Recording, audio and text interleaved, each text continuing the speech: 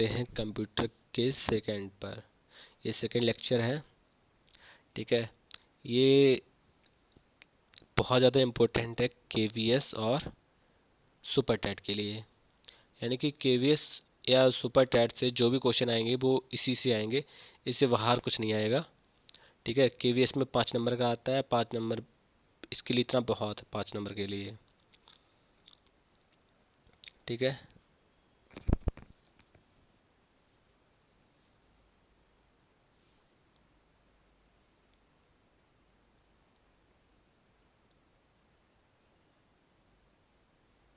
ठीक है, तो शुरू करते हैं।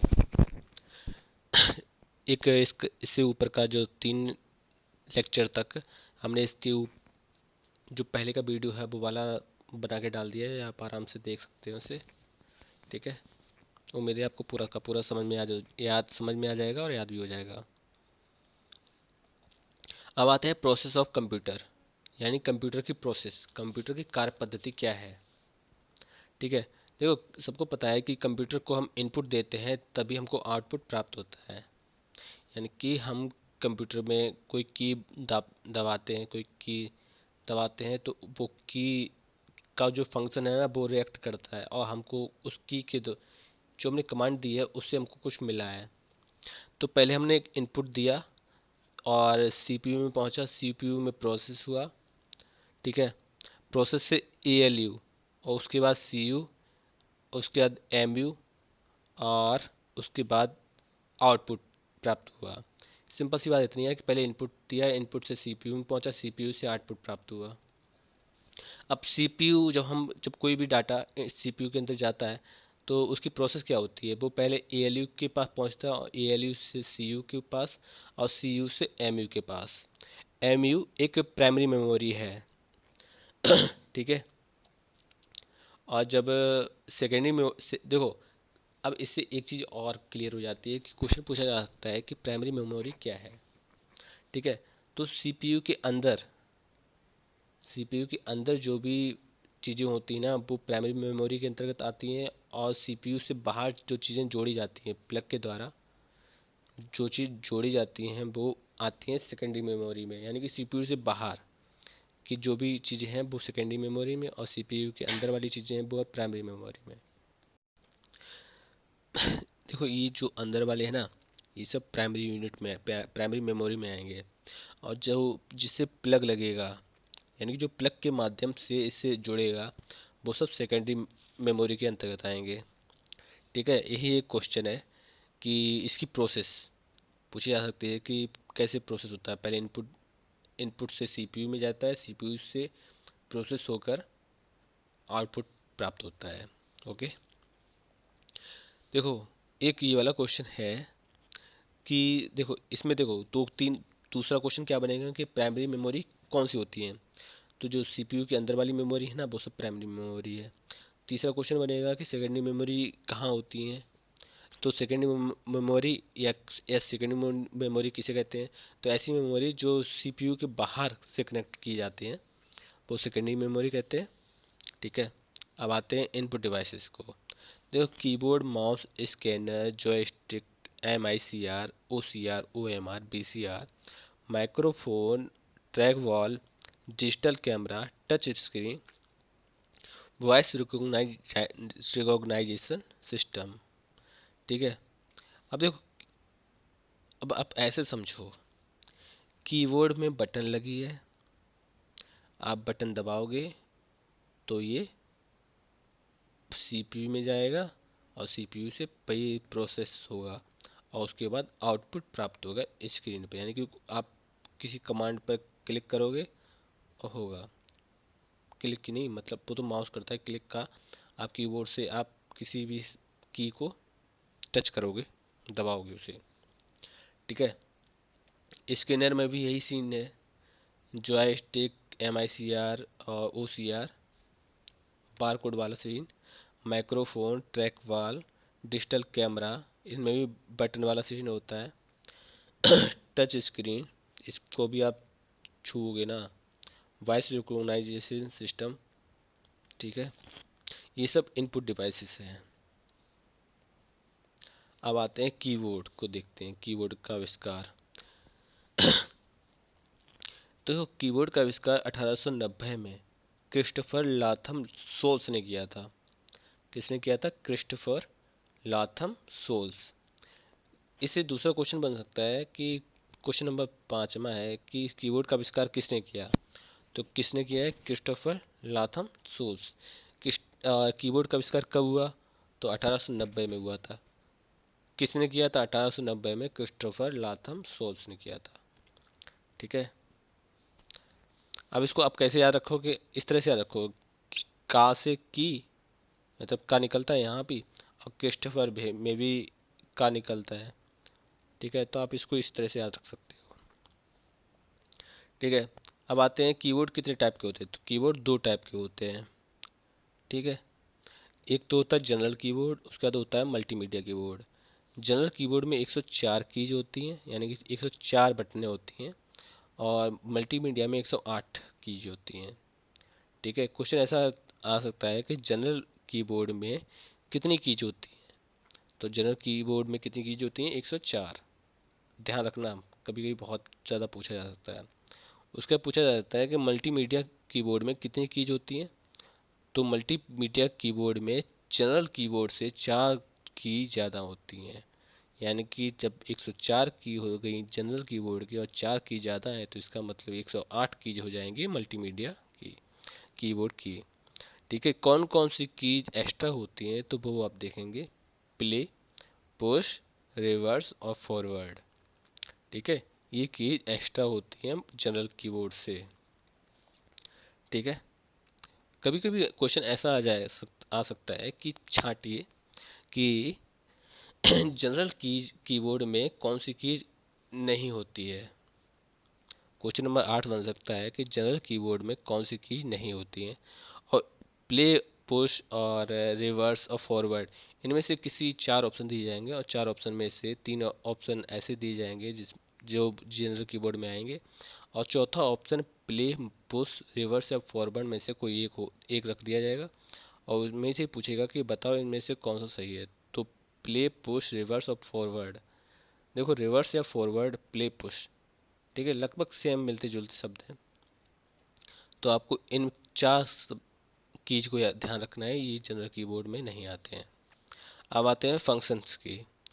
तो क्वेश्चन ये पूछा जाता है कि फंक्शंस की में कितनी कीज होती हैं। तो फंक्शंस की में 1 से लेकर 12 कीज होती हैं। ठीक है। उसके बाद आता है कि कीबोर्ड में अल्फ़ाबेट की कितनी होती हैं। तो अल्फ़ाबेट 1 to Z यानी कि 26। फिर आता है नंबर की, तो 0 से लेकर 9 तक।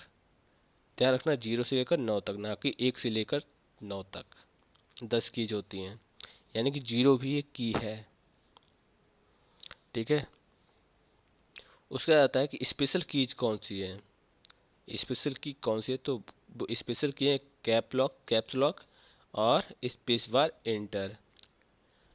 ठीक है, ये स्पेशल कीज है। एरो की देखते हैं, ये देखो एरो सीन, ये सब किसमें किसमें बना होता है। तो डिलीट, टैब, ESC और एटसेट्रा। कैप्स लॉक देखते हैं, तो अल्फ़ाबेट, कैपिटल लेटर या स्मॉल लेटर, जो अल्फ़ाबेट होते हैं उनको कैपिटल या स्मॉल लेटर में आप कैप्स लॉक की सहायता से कर सकते हो। इंटर, दूसरी लाइन पैराग्राफ चेंज। देखो, इंटर से आप दूसरी लाइन में पहुंचते हो, और पैराग्राफ चेंज कर सकते हो आप ESC से। ठीक है। अब आते हैं मॉडिफायर की होती है CTR, कैटरल, और शिफ्ट अलर्ट या ELT अल्ट। ठीक है। मॉडिफायर की, देखो, यह की किसी अन्य की के साथ मिलकर फंक्शंस को मॉडिफाई करती है। ठीक है। कैटरल, शिफ्ट और ALT मॉडिफायर कीज होती हैं जो किसी अन्य की सहायता से फंक्शंस को मॉडिफाई करती है। तो ये कौन सा क्वेश्चन नंबर हो गया? Question number 17। अब आते हैं माउस। पहली बात, तो माउस कैसा है? इनपुट डिवाइस है। ठीक, किसने माउस का आविष्कार किया था? तो डगलस एगल पोर्ट ने किया था। इसे किस नाम से जाना जाता है? तो इसे पॉइंटिंग डिवाइस के नाम से भी जाना जाता है। ठीक है। देखो, और माउस में कितनी बटनें होती हैं, कितनी कीज होती हैं, तो इसमें 2 बटनें होती हैं। और एक कर्सर एक सर्कल के नीचे एक अंडर नीचे थोड़ा सा एक व्हील टाइप की होती है, मतलब एक गेंद टाइप की नीचे लगी होती है। और ठीक है, और इसमें एक घूमीदार स्क्रॉल व्हील भी लगी होती है, एक चक्र व्हील लगी होती है। और इसमें लेफ़्ट और राइट से होता है। देखो आप लेफ़्ट से आप किसी चीज़ को उठा के दूसरी जगह रख सकते हो। ठीक है, लेफ़्ट बटन, इसके माध्यम से हम किसी फाइल शब्द या अक्षर को सिलेक्ट कहीं भी ले जा सकते हैं, जैसे कि अभी बताया। और राइट की इसके माध्यम से हम किसी फाइल में उपलब्ध मेन्यू को प्रदर्शित कर सकते हैं। ठीक है, स्क्रॉल व्हील पेज को अप डाउन कर सकते हैं स्क्रॉल व्हील से। अब देखो ऑप्शनल माउथ, ऑप्टिकल माउथ बिना लाइट के लैपटॉप से कनेक्ट रहता है। ऑप्टिकल माउस, ये काफ़ी ज़्यादा इम्पोर्टेंट क्वेश्चन हो सकता है। ठीक है, कि जो लैपटॉप से कनेक्ट कौन सा माउस होता है, तो वो होता है ऑप्टिकल माउस। ठीक है, wireless mouse, wireless mouse Bluetooth से कनेक्ट होकर चलते हैं। और मैकेनिकल माउस जिसमें लेजर लाइट का प्रयोग होता है मैकेनिकल माउस में। और ट्रैक बॉल में कोई बटन नहीं होती है। ये भी इम्पोर्टेंट है कि ऐसी कौन सा इनपुट डिवाइस है जिसमें कोई भी बटन नहीं होती, तो वो है ट्रैक वॉल। अब आते हैं स्कैनर भी इनपुट डिवाइस है। हार्ड कॉपी को सॉफ्ट कॉपी में बदल सकता है। इसके माध्यम से हम किसी दस्तावेज, हस्ताक्षर या फोटो इत्यादि को स्कैन कर कंप्यूटर में डाल सकते हैं की बात हो रही है, यानी कि कमांड दे सकते हैं, यानी कोई पीछे अंदर जा सकती है कंप्यूटर के। ठीक है, तो वही इनपुट डिवाइस हो गया। प्रोसेसिंग डिवाइस देखते हैं। ठीक है, अब क्वेश्चन देखो, प्रोसेसिंग डिवाइस में पहला आएगा कंप्यूटर, सीपीयू। देखो सीपीयू ब्रेन ऑफ कंप्यूटर, यानी कि इस कंप्यूटर का मस्तिष्क किसको कहा जाता है, सीपीयू को। सीपीयू की फुल फॉर्म क्या है, सेंट्रल प्रोसेसिंग यूनिट। ठीक है, सीपीयू को कंट्रोल, अर्थमेटिक लॉजिक और memory unit.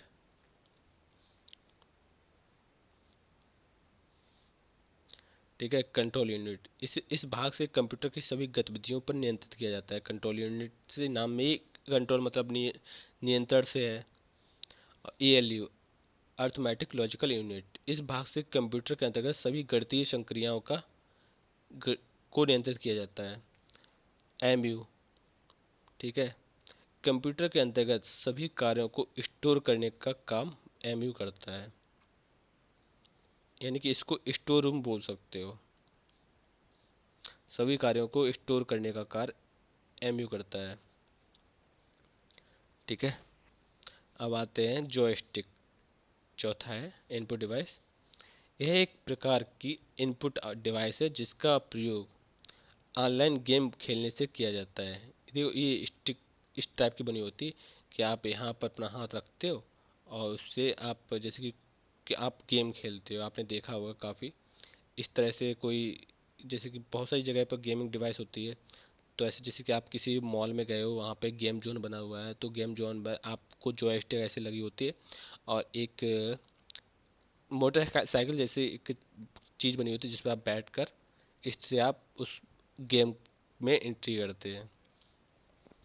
MICR, magnetic ink character reader या रिकॉग्नाइजेशन, इसकी फुल फॉर्म है, MICR की फुल फॉर्म है मैग्नेटिक इंक करेक्टर रीडर्स या रिकॉग्नाइजेशन। इस डिवाइस के प्रयोग बैंकों में चेक के नीचे दिए गए कोड पढ़ने के लिए किया जाता है। बैंकों में चेक के नीचे दिए गए कोड को पढ़ने के लिए किया जाता है MICR का। देखो ये भी वेरी इंपॉर्टेंट है, क्वेश्चन ऐसा आ सकता है कि बैंकों में चेक पर बार कोड को, चेक पर जो कोड होता है उस कोड को पढ़ने के लिए किस का प्रयोग किया जाता है, तो उसका चेक का प्रयोग करके MICR डिवाइस का प्रयोग किया जाता है। OCR, ऑप्टिकल करेक्टर रीडर, इस डिवाइस का प्रयोग करेक्टर को स्कैन करना, किताब या बार कोड को स्कैन करने के लिए किया जाता है। OCR का। OMR, ऑप्टिकल मार्क रीडर, इसके माध्यम से अपनी OMR शीट को चेक किया जाता है। ये भी इम्पोर्टेंट है कि OMR से ऑप्टिकल मार्क रीडर OMR से OMR शीट को चेक किया जाता है। BCR बारकोड रीडर, इसके माध्यम से हम किसी भी सामान के पीछे दिए गए बारकोड को स्कैन कर सकते हैं। बारकोड क्विक रिस्पॉन्स कोड, ठीक है। क्यूआर कोड का फुल फॉर्म है कि क्विक रिस्पॉन्स कोड। अब माइक्रोफोन देखते हैं। Voice recognition system, touch screen, ठीक है, डाटा इनपुट और स्टार टाइप्स डिजिटल कैमरा, ये सब इनपुट डिवाइसेस है।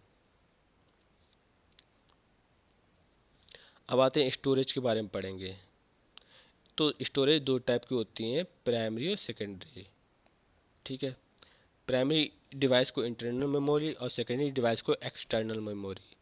देखो नाम से ही स्पष्ट हो रहा है, इंटरनल मतलब अंदर की और एक्सटर्नल मतलब बाहर की, ठीक है। अब इंटरनल यानी कि जो अंदर की मेमोरी है उनके बारे में देखते हैं। उन जो इंटरनल मेमोरी है उनके में कैची मेमोरी, रजिस्टर या रैम मेमोरी या रोम, यानी कैची मेमोरी और रैम और रोम। अब रैम में इस SRM, SRAM और DRAM, SRAM DRAM ऐसे बोल सकते हो, SRAM DRAM। और रैम EPROM, रोम में EPROM प्रोम और EEPROM, ठीक है। अब एक्सटर्नल मेमोरी में CD DVD, PAN card, memory card, floppy disk, magnetic disk, ये सब एक्सटर्नल मेमोरी में आएंगे। जैसे हार्ड डिस्क हो सकते हो, ये सब एक्सटर्नल मेमोरी में आ जाएंगे, ठीक है। अब इसको CD-ROM, CDR और CDRW, DVDR और DVD-RW।